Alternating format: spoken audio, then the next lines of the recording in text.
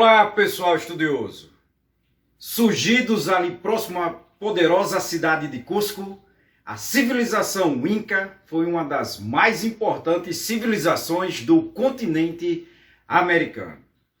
Principalmente ali quando nós tratamos especificamente da região da América do Sul. Os Incas, ao longo de 3 séculos, acabaram por criar uma das mais importantes e impressionantes civilizações que surgiram na América do Sul, na região dos Andes. Aí nessa impressionante cordilheira, eles criaram um dos maiores, para não dizer o maior, em extensão territorial que nós sabemos, na região do que hoje seria a Colômbia, Equador, Peru, assim como também partes da Bolívia e o norte do Chile. Os Incas dominaram algo como mais de 2 milhões de quilômetros quadrados, isso sendo ainda que a gente tem que considerar o fato de que eles não tinham grandes animais com tração, ou seja, animais de tração como cavalo ou bois, nem muito menos desenvolveram a roda. Falemos hoje um pouco para vocês que estão aqui buscando um pouco mais de conhecimento e se dedicar um pouco mais aos seus estudos sobre essa civilização que foi a civilização Inca. Não esqueçam então, todos vocês que já estão vendo esse vídeo, de se inscrever. Aproveite agora nesse momento e aperta aí a inscrição.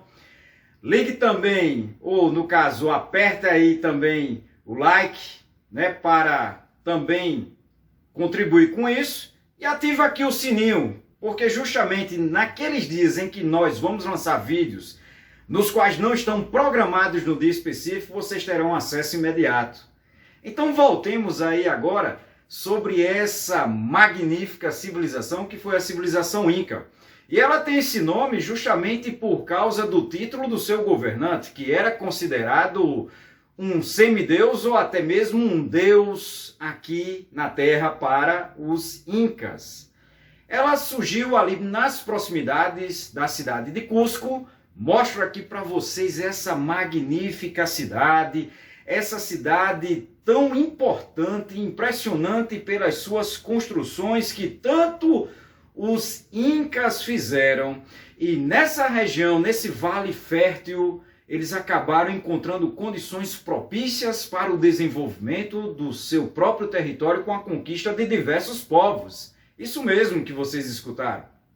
Os Incas acabaram dominando diversas áreas, civilizações, povos na região, principalmente aqui na Cordilheira dos Andes. Essa grande cordilheira que tem sua extensão principal aí entre norte e sul, nessas áreas, que faz parte de diversos países da América do Sul. Os Incas, então, inclusive por causa da sua localização geográfica, devido ao ambiente onde eles se estabeleceram, criando essa civilização, acabaram criando particularidades incríveis, magníficas, como por exemplo na construção de suas cidades para resolver problemas como por exemplo dos declives das montanhas, como também alongando ou ampliando as suas áreas férteis, mostrando aqui para vocês alguns desses locais, alguns desses terraços que eles acabaram construindo, ampliando essas áreas férteis, possibilitando uma agricultura cada vez melhor para, claro, alimentar a sua população crescente. E nesse caso, os Incas acabaram principalmente ali no século XV, conquistando diversos povos. Ao longo daquilo que eu já disse para vocês, 3 séculos, até a chegada dos espanhóis liderados por Francisco Pizarro, algo como 170 espanhóis acabaram por conquistar o Império dos Incas. Esse império que tinha anteriormente dominado diversas outras civilizações e povos ameríndios na região principalmente dos Andes. Mas os Incas, assim como todas as civilizações que se desenvolveram era uma civilização que a gente pode dizer que era estratificada, ou seja, ela tinha camadas sociais, grupos sociais bem definidos. E nesse contexto dos grupos sociais, nós podemos aí citar o Inca como aquele que era então a entidade mais importante e mais influente. O Inca, considerado para os próprios Incas, o filho do Deus Sol, um misto de Deus e imperador aqui na Terra, reunindo então centenas de tribos sobre a sua própria autoridade máxima. O imperador era o guardião dos bens do Estado, especialmente da terra, e submetia a sociedade ao rigor de suas decisões. O imperador, ou seja, o Inca, era considerado por eles como um deus. Portanto, tudo aquilo que o Inca dizia era acatado e colocado como uma ordem suprema. Geralmente, o próprio Inca ou o imperador casava-se com uma de suas irmãs, que era vista como a encarnação de Mama Quila, a principal deusa feminina para os Incas. Logo abaixo do próprio Inca vinha os seus parentes, nesse caso os nobres, e os escolhidos para ocupar postos de comando como governadores de províncias, chefes militares, juízes e inclusive os sacerdotes, que também possuíam uma grande autoridade dentro do contexto dos próprios Incas. Um terceiro grupo ou uma terceira camada social, ou seja, logo abaixo, teríamos então uma forma de grupo de funcionários. Entre esses trabalhadores nós poderíamos citar ourives e marceneiros, pedreiros, além de engenheiros, que eram entre esses próprios funcionários e tinham grande importância em um império em expansão e que necessitava principalmente de pessoas que tivessem essas habilidades para poder fazer as suas estradas, pontes e outras obras ali para benefício e crescimento do próprio império. Em um quarto grupo, na própria hierarquia dentro dessa sociedade Inca, estavam os agricultores. Evidentemente era o maior grupo dentro do contingente populacional. Deviam pagar impostos e taxas ao Império do Inca ou ao Inca, fosse através da sua própria produção ou no caso de trabalho, como era condicionado através do pagamento da mita, esse trabalho compulsório, ou seja, um trabalho obrigatório em benefício do próprio governo. Existia também ainda um pequeno grupo de escravizados que seria justamente aqueles que teriam, por exemplo, se rebelado contra o governo do Inca ou tentado, nesse caso, fazer alguma revolta sobre o controle do governo do Inca ou tentado uma rebelião, como já foi falada, e nesse caso acabaram na condição de escravizados, colocados nos piores trabalhos, nas terras menos férteis, para produzir os seus próprios alimentos e tentar sobreviver, tendo uma condição de exclusão. Alguns deles poderiam acabar também sendo sacrificados em honra aos deuses Inca. Mas voltando a falar especificamente aí da cultura Inca, nós não podemos deixar de falar das impressionantes obras que eles construíram em tão pouco tempo, para um império recente. Um império que tenha durado algo como 3 séculos, desde o seu nascedouro até o seu final, é algo que impressiona pela sua magnitude, pelas suas grandes construções, por exemplo, tanto de cidades, assim como de canais, projetos de irrigação, entre muitas outras obras importantíssimas que eles foram fazendo, como por exemplo nos seus palácios, nas casas com características muito impressionantes, templos, fortalezas, pontes, túneis, estradas, canais e aquedutos. Todas essas obras e muitas outras são obras da própria engenharia, da arquitetura Inca, que relembra muito daquilo que eles primeiro idealizaram, primeiro fizeram essas obras E diga de passagem, sem que fosse usado, por exemplo, um tipo de cimento para justamente colar essas pedras, essas obras que eles acabavam por fazer. Apenas, e em muitos casos, apenas cortando essas pedras e encaixando elas de uma forma muito precisa, onde literalmente não passa aí nem mesmo a única folha de papel entre uma pedra e outra dessas, como estou mostrando aqui para vocês como exemplo. Então, são obras muito importantes, impressionantes, principalmente quando vocês lembram que a região dos Andes, vez por outra, é abalada por terremotos. Mas falando dos Incas e dessas obras, nós não podemos esquecer que na sua arquitetura precisou se adaptar então a essas próprias questões dos terremotos. Por isso, vemos casas horizontais que acompanham os abalos sísmicos e assim permanecem de pé. Igualmente, as pedras eram talhadas e, como já mostrei para vocês, encaixadas de uma forma excepcional, sem que eles, inclusive, detivessem o conhecimento do ferro, nem muito menos do aço para cortar essas pedras, e nem o cimento, como já foi tratado.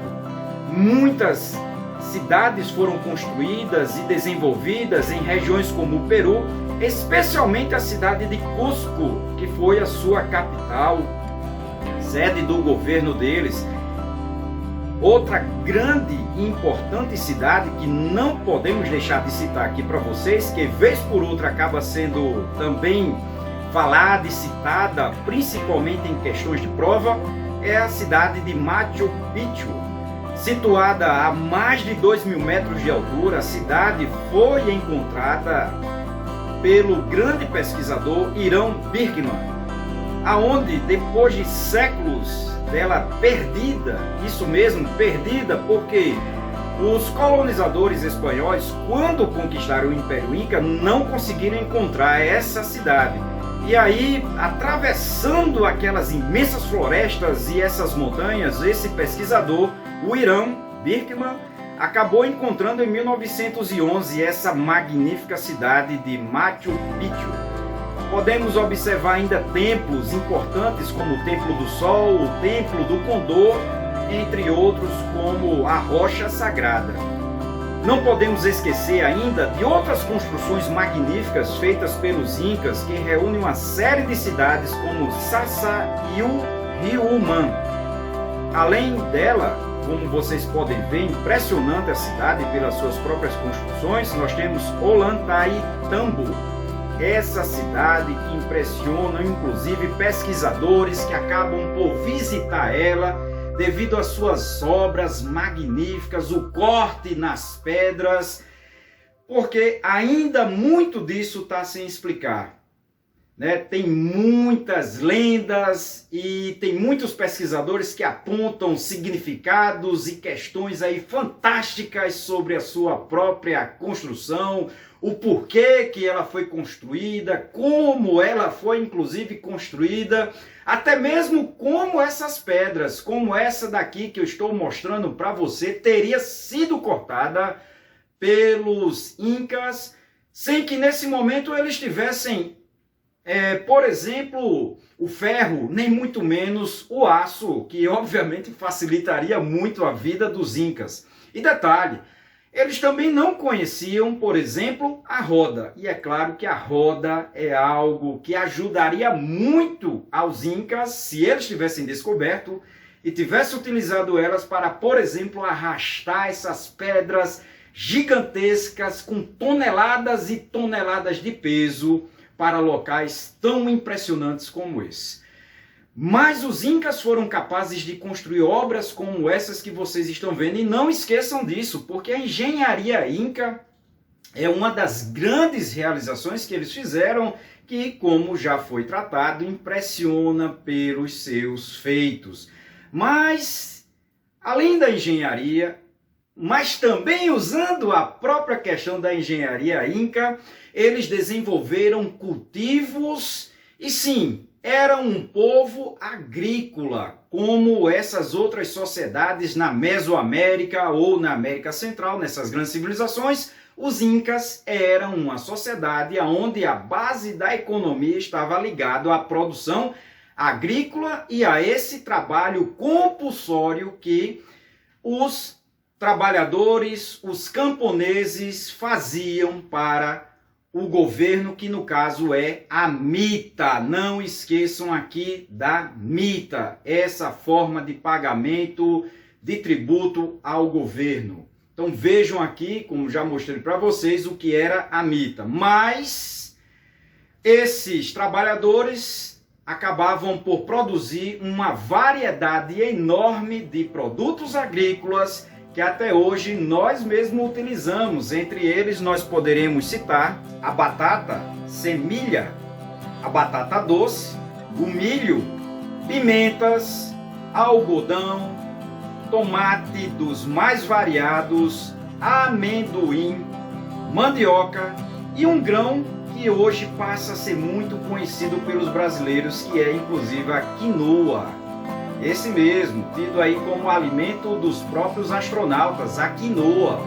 Mas não só esses produtos, eles também acabavam tendo, por exemplo, a criação da ilhama, que servia para o transporte de alguns equipamentos, alguns produtos, já que não era um animal tão robusto e tão forte, mas também eles produziam e criavam, no caso, a alpaca e a vicunha, que além de servir eles para alimento, assim como a lhama, também serviam esses dois últimos, alpaca e vicunha, para a produção de lã. No litoral, muitos grupos que viviam nessas regiões litorâneas, como do que hoje seria o Peru, viviam da pesca, viviam da atividade marítima, justamente recolhendo frutos do mar ou, no caso, o próprio pescado. E é um importante detalhe que, justamente por causa dessas duas zonas bem distintas, os incas, através de sua engenharia, acabaram construindo duas grandes estradas ligando de norte a sul em todo o seu império, uma no litoral e outra ali pelas montanhas, além de ramificações nessas próprias estradas, com muitas pontes feitas de cordas, feito incrível, como eu já tratei para vocês e mostrei alguns exemplos dessas próprias construções. Então vocês não podem esquecer isso. Mas voltando especificamente para essas questões agrícolas e no caso da economia, a partir dessa produção de alimentos e desses cultivos que eles faziam em locais como esses que eu estou mostrando novamente para vocês memorizar, nesses terraços, nessa técnica fantástica que é de jardinagem ou de terraceamento, né, nesses cortes que eles faziam nas montanhas e depois usando as próprias pedras para fazer as paredes e depois colocando material como adubo, né? Então, para produzir alimentos, né? Ampliando essas áreas de cultivo, eles acabaram sendo bem inventivos, usando locais que eram locais que acabaram por se tornar propícios para a própria produção desses alimentos que tanto eles precisavam. Então, em geral, até mesmo porque o governo inca mantinha celeiros, uma espécie de celeiros ou armazéns, justamente para os momentos de escassez, era difícil que alguma pessoa passasse fome. Muito embora, né, quando nesses momentos de escassez e você teria essa distribuição desses mantimentos, é claro que só recebia se você tivesse intimamente ligado a esse próprio governo, ao contexto dos incas.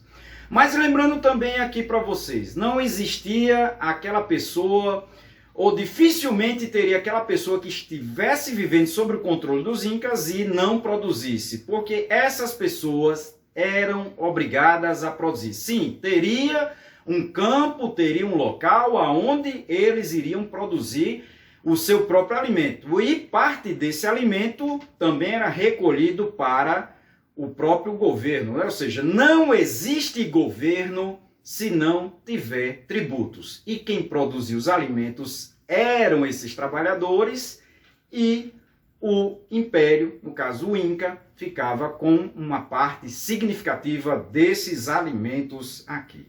Voltando então para esse contexto dos Incas, é importante que nós possamos falar para vocês sobre os deuses. E é claro que, como as demais sociedades que moravam nas Américas, né, nesse período chamado de pré-colombiano, os Incas também eram politeístas.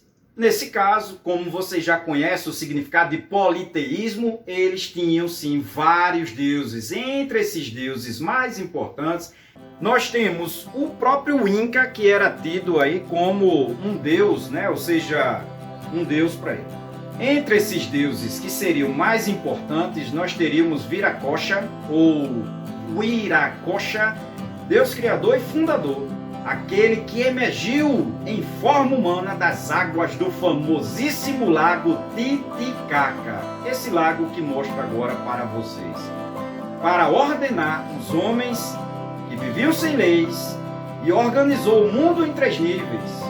Deu funções a cada um dos povos, criou as plantas e animais. Uma vez terminada tudo isso, ele saiu caminhando aí pelas águas do mar.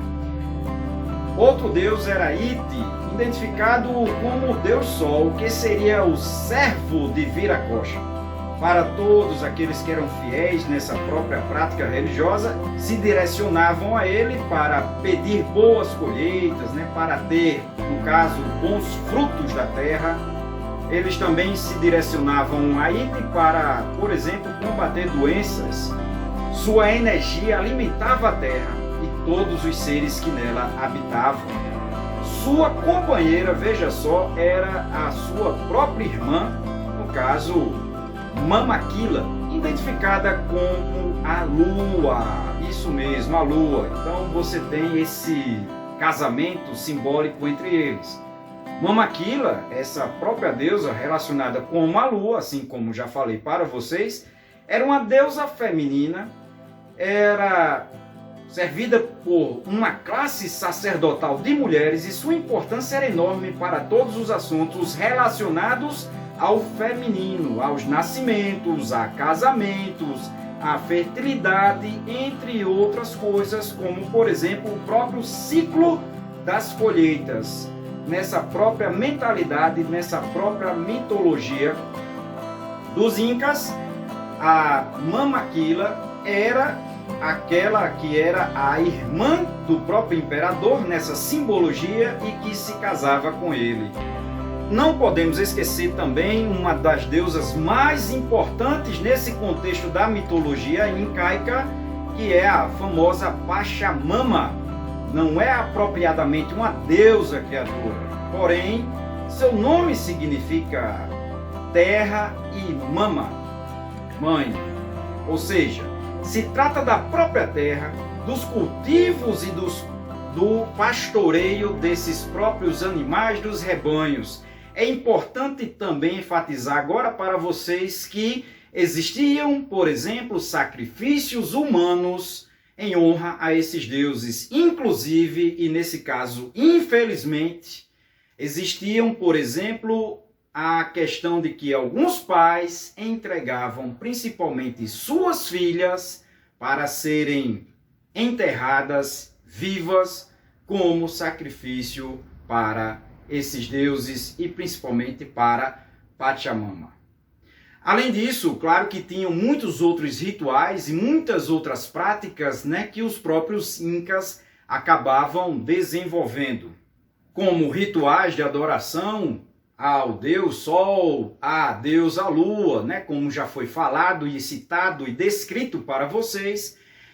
Então, estamos chegando aqui já quase no final, mas nós não podemos de falar um pouco aí para vocês dessa própria questão tão importante que foi a conquista dos Incas, justamente por Francisco Pizarro, esse espanhol, que levando um pequeno grupo de espanhóis, ali algo como 170 espanhóis, marcham do litoral do que hoje seria o Equador, usando inclusive, claro, as próprias estradas dos Incas em direção a Cusco. E nesse caso acaba por capturar o imperador, no caso o Inca, Atahualpa, que tinha há pouco tempo lutado contra o seu irmão em uma guerra civil devastadora, o que enfraqueceu profundamente o Império dos Incas nessa luta, nessa guerra civil, tornando então essa conquista dos espanhóis sobre o Império Inca bem mais fácil, bem mais tranquila para os espanhóis. A captura de Atahualpa não significou, mesmo quando de sua morte nas mãos dos espanhóis, o fim do Império Inca. Ele ainda ia ter uma sobrevida, ainda ia durar algumas décadas. Ali por volta de 1570 é que você tem o fim desse império, depois desse período inicial de conquista, devido à própria geografia que favoreceu uma demora, um prolongar da própria vida do império, mas no final o próprio Império Inca acabou sendo conquistado e obviamente controlado pelos espanhóis, tornando-se em uma área aonde os espanhóis vão se beneficiar muito das riquezas que foram extraídas de lá, como por exemplo o ouro do Peru e a imensa quantidade de prata da Bolívia, principalmente da mina de Potosí. Estamos chegando então ao final. Realmente é importante aí para vocês, né? Vejam essas próprias situações que foram descritas, voltem o vídeo, façam as anotações, aproveitem principalmente aquelas questões da sociedade, da arquitetura que tanto tem sido falada para vocês, assim como também essa própria questão da economia dos Incas, o modo de vida, a mita, né, que era cobrado desses próprios trabalhadores, dessas populações que viviam nessa região aí que nos deixou tantos impressionantes vestígios arqueológicos. Não esqueçam então, todos vocês que estão até agora no vídeo e já têm visto outras videoaulas ou está vendo essa pela primeira vez, de se inscrever. Aproveite agora para se inscrever, né? Assim como dar o seu like e não esqueçam também de ativar aqui o sininho para, assim como eu já disse, naqueles momentos que principalmente nós lançarmos algumas aulas surpresas, alguns videoaulas surpresas, porque tudo isso depende da gente ter tempo e muitas vezes devido ao corre-corre de nossa vida, do nosso cotidiano, nós não temos tanto tempo quanto gostaríamos de ter para lançar videoaulas, mas na medida do possível nós temos lançado para principalmente ajudar vocês quando vocês precisarem entender aquele conceito ou sobre aquela sociedade que é um pouco mais complicado. Tenho certeza que essas pequenas revisões têm ajudado muitos vocês. De mais a mais, até a próxima, pessoal!